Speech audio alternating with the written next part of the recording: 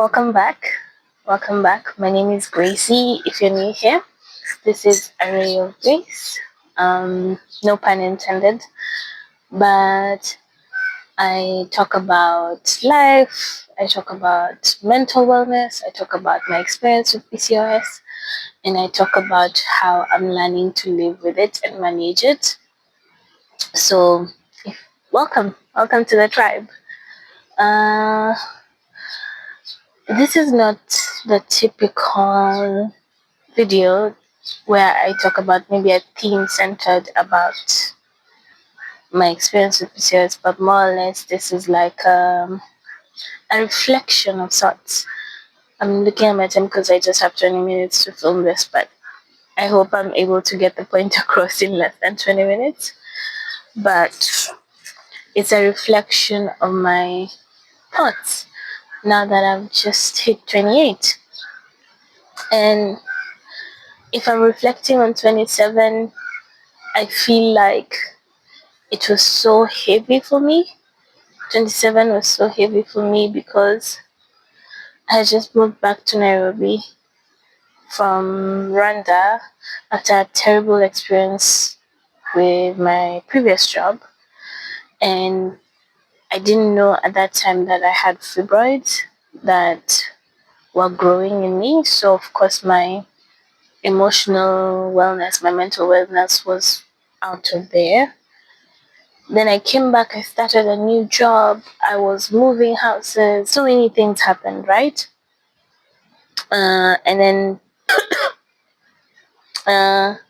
yeah, why am I even giving this chronology? What I'm trying to say is so much happened to me at 27. It was like a pivotal year where I feel is now that I'm setting my roots in place. And then I got sick. I got really sick because my fibroids kept growing, and it got to a really bad point where I was extremely anemic. So I was extremely anemic. It was going to the point that I could feel it. It was like the doctor told me it was like I had a 5-month-old baby in my belly. So I had to undergo surgery. And that whole thing of paying for my insurance, paying for the hospital bills, I think it just took a toll on me. And still working. Thank God I had a flexible workspace. And then the year ended just like that. So it was like from July when I celebrated my birthday to December was a lot was happening. May, the whole coming back in January. So I feel like 2024 in itself was a lot.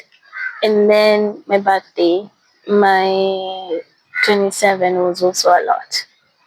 So it's no different that I feel like I was more sensitive to the burnout because of my PCOS, but I was burnt out. And then starting the year, I just feel like I kept running this marathon of trying to get better after after after all this, right? After all that. And now learning my PCOS, getting to understand it more. I have said PCOS so many times. I'm sorry about the wind, but this is the location that I have that we can film and have a conversation. And I like the breeze, so it's okay. But yes, so I'm like, now that I've rested over the past 2 weeks, because I extended my break, because I was like, it just feels like I need more time here. Even if you ask me now, if I had the choice, I would stay here longer. But we gotta go home, right? So I feel rested and I feel rejuvenated, but I am also asking myself new questions and asking myself new things. So I'm contemplating a lot of things and asking myself whether I am in the right I'm making the right strides to actually feed my well-being. Um, and my sister made a comment yesterday. She was like, "Hey, sis, you're glowing," and I'm like, "I glow everywhere except in Nairobi, where I am living. Maybe it's the pressure of the world." But now I'm thinking about what structures can I put in place to ensure that I am rejuvenating myself and not letting myself get to the point where I am so drained that my body is just fighting to survive. And that's what I think. I don't know. I'm yet to sit with it, but this is a thought that I'm sitting with. I don't have the answers in this video, but I need to think through how do I, what is it like? Is it less time on my phone? Is it uh, more community? Because, like in Kigali, I had a really good community and it was beautiful, where I'm able to like be refreshed and rejuvenated, and I had a lot of nights of wow, that was beautiful. Or is it about me going to do things more?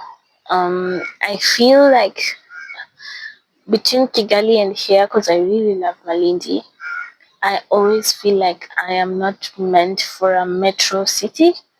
Rather, I am meant for like a small town where things are reachable. I'm able to walk to a spot. Mobility is easier, where you're not frustrated about how the experience of moving around is going to be, like in Kigali, like in Malindi. Mombasa, not so, but yeah, I have experienced it in Mombasa as well.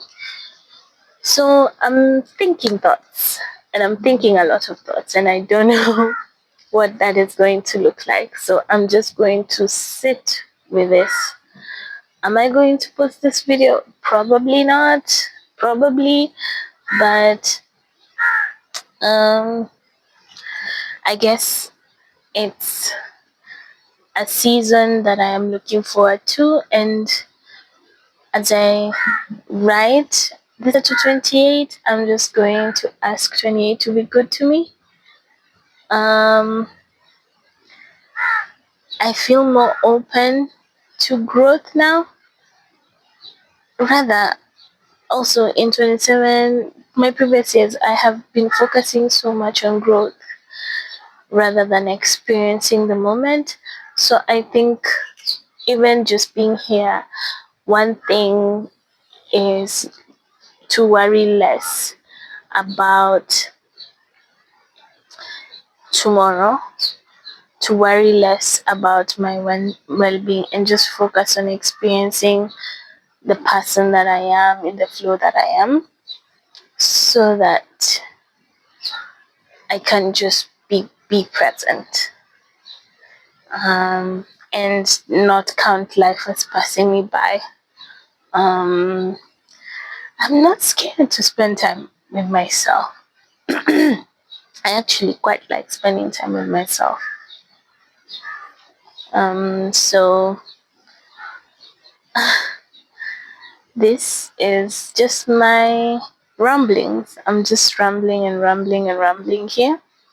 But I thought it was just a good moment to reflect on what my experience so far has been. My 27, stepping into 28. Just gonna pause there. Feels like my thoughts are just not collected together. Do another video talking about what structures I'm putting in place. How am I going to think about setting up a life where I do not burn out, in setting up a life where I have stricter boundaries on my well-being and taking care of myself. So yeah, that's me. Catch you in the next one. Bye bye.